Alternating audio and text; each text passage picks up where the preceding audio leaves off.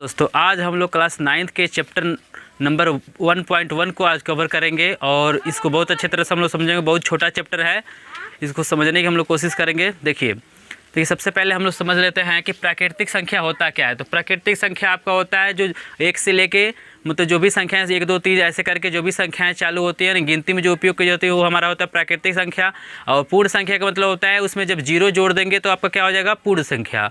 और पूर्णांक का मतलब होता है जो जीरो के साथ मतलब जो पूर्ण संख्याएं हैं और प्राकृतिक संख्याओं साथ ही ऋणात्मक संख्याओं को जब ले लेते हैं तो वही हमारा हो जाता है पूर्ण संख्या। यानी 0 1 2 3 4 5 और फिर 0 के बाद से आप ले सकते हैं -1 -2 -3। तो यानी ऋणात्मक और धनात्मक संख्याओं के मिलने से हमें क्या बनता है, पूर्ण संख्याएं बनता है। तो ये जानना हमें बहुत ज़रूरी है। उसके बाद देखिए चैप्टर नंबर 1 में कह रहा है क्या शून्य एक परिमेय संख्या है, क्या इसे P/Q के रूप में लिखा जा सकता है। तो बिल्कुल ये सही है, सत्य है।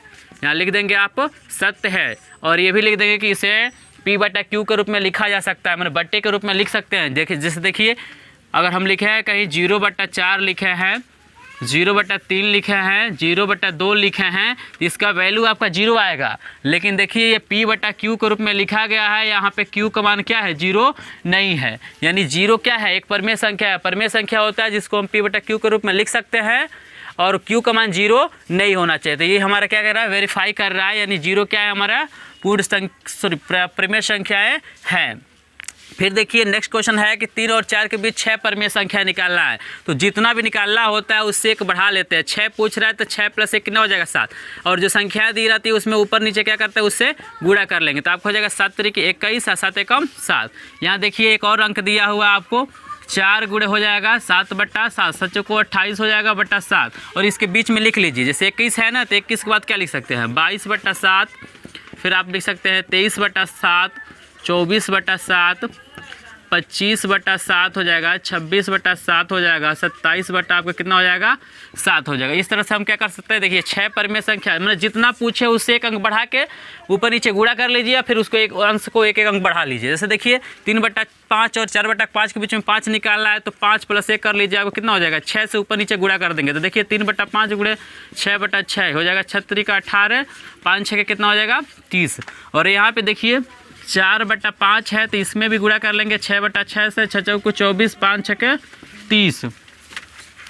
तो देखिए इसको एक अंक बढ़ा लिया, 18 है तो 18 के बाद कितना आ जाएगा आपका, 19/30 हो जाएगा, 20/30 हो जाएगा, यहाँ पे हो जाएगा 21/30 हो जाएगा, 22 कितना हो जाएगा, 30 हो जाएगा। फिर आपका हो जाएगा 23/30 हो जाएगा, 24/30 तो ऑलरेडी आपका दिया है तो 2 2 4 1 5 निकल गया। इसको देखिए दशमलव में बदल के भी हम लोग कर सकते हैं, यहाँ भाग कर लीजिए और दशमलव में बदल के भी इसको हम क्या कर सकते हैं। देखिए बहुत ही जो पूछे उससे एक अंक बढ़ा दीजिए और ऊपर नीचे गुणा करके उसको अंश को बढ़ाते रहिए।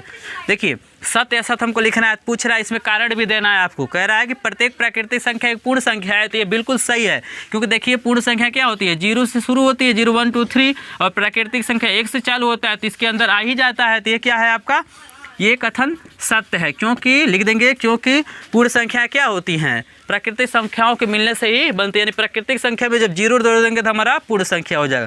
फिर देखिए लिखा रहा है प्रत्येक पूर्णांक एक पूर्ण संख्या है, तो यह सत्य है क्योंकि पूर्णांक आपका 0 फिर 1 2 3 इधर चलता है माइनस। देखिए कहीं पूर्ण संख्या में आपका माइनस वाला अंक नहीं आता है, इसलिए क्या है, असत्य है। क्योंकि क्या होता है, पूर्ण संख्या ऋणात्मक नहीं होती है। फिर देखिए प्रत्येक परिमेय संख्या एक पूर्ण संख्या होती है, प्रत्येक परिमेय संख्या एक पूर्ण संख्या होती है, ये भी असत्य है। क्योंकि देखिए परिमेय संख्या क्या होती है, 2/3 होती हैं, 4/3 होती हैं, 5/6 होती हैं, ऐसे करके होती हैं। तो ये क्या होती है, हमारे जो परिमेय संख्याएं हैं पूर्ण संख्याएं कभी क्या होती हैं, बट्टे के रूप में नहीं आती है, तो प्रत्येक नहीं होता है। ठीक है ना, तो ये भी हमारा कथन क्या है, असत्य है।